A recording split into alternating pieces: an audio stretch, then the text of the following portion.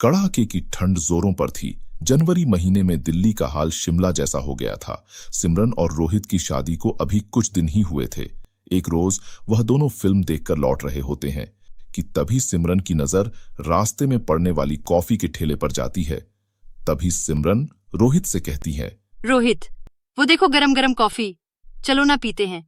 इस कड़की की ठंड में कॉफी पीने का अलग ही मजा है।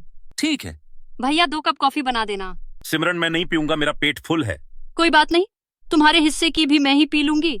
सिमरन एक कॉफी लवर थी। उसे दिन भर में जितने कप कॉफी के मिल जाए वो कम थी, और सर्दियों में तो उसका कॉफी पीने का कोई हिसाब भी नहीं था। कॉफी पीकर दोनों घर लौट आते हैं।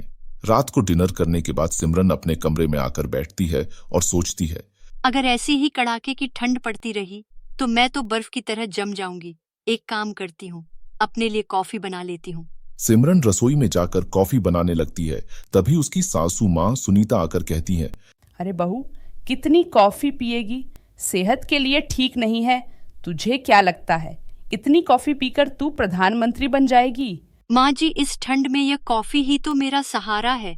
इसी के भरोसे में सर्दियाँ काटती हूँ। और आपको तो पता ही है मेरा और कॉफी का कितना गहरा रिश्ता है। सिमरन की कॉफी पीने की आदत शादी के बाद भी बरकरार रहती है। धीरे धीरे उसकी आदत अब ज्यादा बढ़ रही थी। एक रोज सिमरन की सासू माँ सुनीता बाजार से 2 लीटर दूध लाकर सिमरन को देते हुए कहती है, ये ले बहू, 2 लीटर दूध है। आज शाम को मीठे में खीर बना देना। जी माँ जी।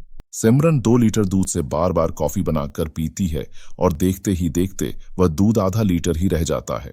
हे भगवान, यह मैं कैसे कर सकती हूँ?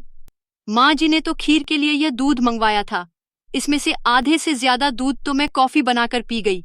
माँ जी को पता चला तो वह मेरी जान ही ले लेंगी। अब मैं क्या करूँ? तभी उसकी नजर सामने रखे पानी पर जाती है। वो आधे लीटर दूध में बेहिसाब पानी मिला देती है, फिर उसी पानी वाले दूध की खीर बना देती है। यह क्या है? यह कैसे खीर बनाई है? इसमें दूध का तो कोई स्वाद ही नहीं है।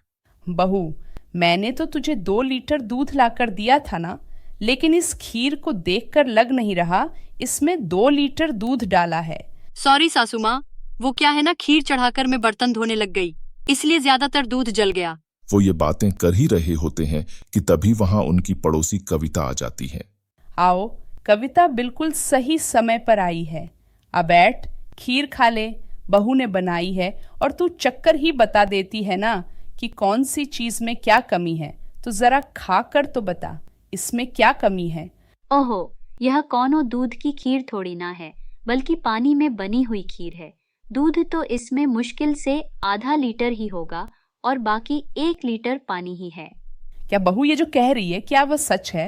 हाँ माँ जी, मुझे माफ कर दीजिए। वो क्या है ना, ठंड इतनी ज्यादा थी कि मैं कब कॉफी पर कॉफी बनाकर पीती रही, मुझे पता ही नहीं चला। इतना कहते ही वह चक्कर खाकर नीचे गिर जाती है। वो सब उसे अस्पताल ले जाते हैं, जहां डॉक्टर उनसे कहता है, देखिए, ज्यादा कॉफी पीने की वजह से इन्हें शुगर हो गई है, जिसकी वजह से इनका बीपी भी काफी लो हो गया था, इसलिए इन्हें चक्कर आ गए। लेकिन अगर इन्होंने अपनी इस आदत को नहीं छोड़ा तो ये इनके लिए काफी नुकसानदायक हो सकता है। सिमरन को अब अपनी गलती का एहसास हो जाता है और वह अब कॉफी पीना बहुत कम कर देती है। अब वह दिन में 1 ही कप कॉफी पीती थी। उसकी आदत को बदलता देख अब उसके घर वाले भी बहुत खुश थे।